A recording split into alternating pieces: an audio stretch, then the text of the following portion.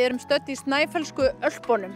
Hér í Grundarfirði er rekin skíðadeild, eða hvað ég segja, skíðalifta og gönguskíð og alls konar öflugt fólk sem stendur á baki þessu. Við ætlum að fá tvö úr skíðaráði til að segja okkur frá því út af hverju eru að standa í þessu öllu saman og hvað rekur þau áfram í þessu. Við höfum komið og heimsótt ykkur áður þegar þið voru að fara í gang með skíðasvæði hérna í Grundarfirði, skíðasvæði Snæfellsnes. Já, á ekki að segja hérna Snæfellsku Alpanna eins og þið talaðu um. Nú er þetta komið alveg hérna á fullanskrið og mikil gleði og mikið gaman. Segðu mér aðeins hvernig þið hefur gengið. Það hefur gengið ágætlega. Við náðum að opna 11. febrúar, já. Og það hefur bara gengið ágætlega hjá okkur síðan. Hvað er þetta margir dagar?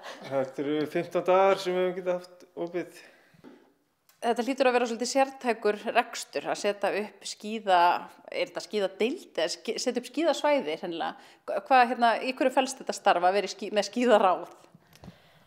Bara að halda lyftunni gangandi og bara, halda þessum bolta gangandi. Við að sjálfsögðu settum þessa lyftu ekki upp sjálf. Hún kom hérna 1980, hvað ég var gíska?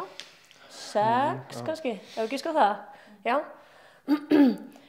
Og þetta er tóglyfta og þarna, diskatóglyfta. Og þarna erum við með hérna lítinn svona skíða, við köllum þetta ekki kofa, við köllum þetta... Ég veit það ekki. Hvað köllum við þetta? Skála. Skíðaskála. Já. Það er það sem við köllum þetta. Þarna. Er ekki rétt hjá mér að vinnan er öll unnin í sjálfboðaliðavinnu? Jú, það er rétt. Og fullt af fólki í bænum, ömmur og afar og mömmur og pappar sem mæti í geislu. Ég hafði einhvern veginn á tilfinninguna að það væri rosa samhugur að halda þessu gangandi og þegar það er tækifæri, þegar það er snjór, að þá leggjast allir á eitt að gera þá daga alveg tryllta skíðadaga hérna. Já, það er algjörlega rétt. Við sem erum með skíðaráði, við erum í sjálfboðavinnu og allir þessi sem koma að í gæslu og hjálpa okkur að halda þessu öllu gangandi. Og skólarnir hafa verið, grunnskólinn hefur verið að nýta svæði líka þegar hefur verið nægur snjór. Þannig þetta er... Á skólatíma? Á skólatíma, já, og íþróttatíma.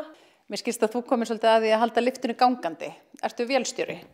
Já, ég er með einhverja lága vélfræðimenntun. Ég er einhvern veginn að sjá fyrir mér þetta sé alveg meira á þetta mál að vera með gamla lyftu upp í fjalli, að þetta hljóta að vera svolítið mikið pressa að halda henni gangandi þarna þessa daga ári sem að snjórinn er til staðar. Nei, það er nú bara að vera að kveikja á og setja stólana á, svona mestmengnis. Kannski skiptum einhverja örfa og varaliti í mótornum. Er þetta bara stingið samband og kveikja eða? Þetta hljóma bara mjög auðvelt, það geta allir gert þetta. Svo sannarlega ekki þannig, þeir strákarnir sjá algjörlega þetta og þetta er alveg mikið mál fyrir þá sem að kunna ekki til verka. Þannig að, það er algjörlega þannig.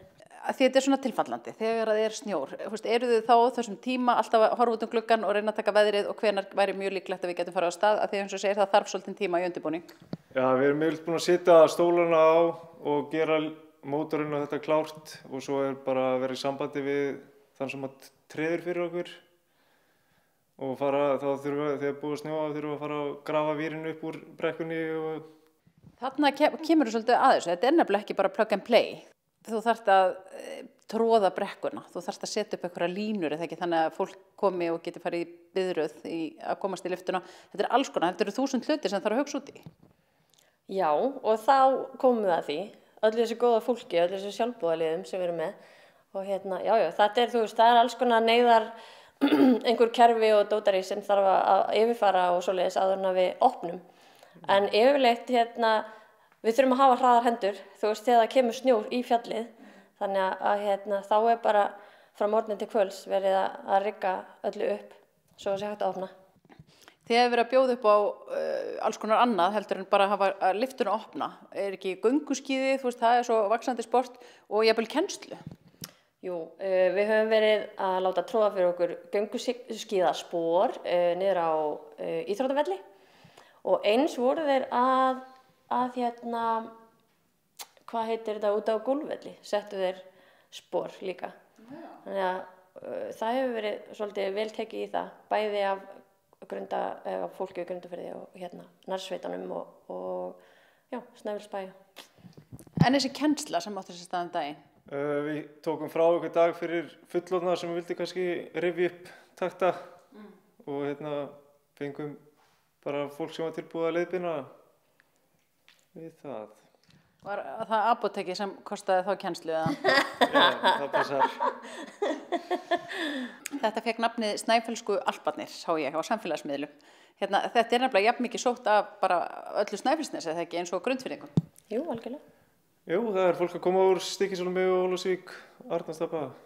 Og þetta auðvitað öllum opið, jafnvel út fyrir Snæfellsnes? Allir velkomnir. Já, ég minna að fólk gerir sér alveg ferð með þessi á höfuborginni til okkar, þannig að það nú bara gaman. Ég sá líka fullt af myndum þar sem að fólk var einhvern veginn efst í brekkunni og með skíðið eða brettin og svo kirkjufellið, sko. Það var það er seller. Það er algjörlega lang bestu myndirnar.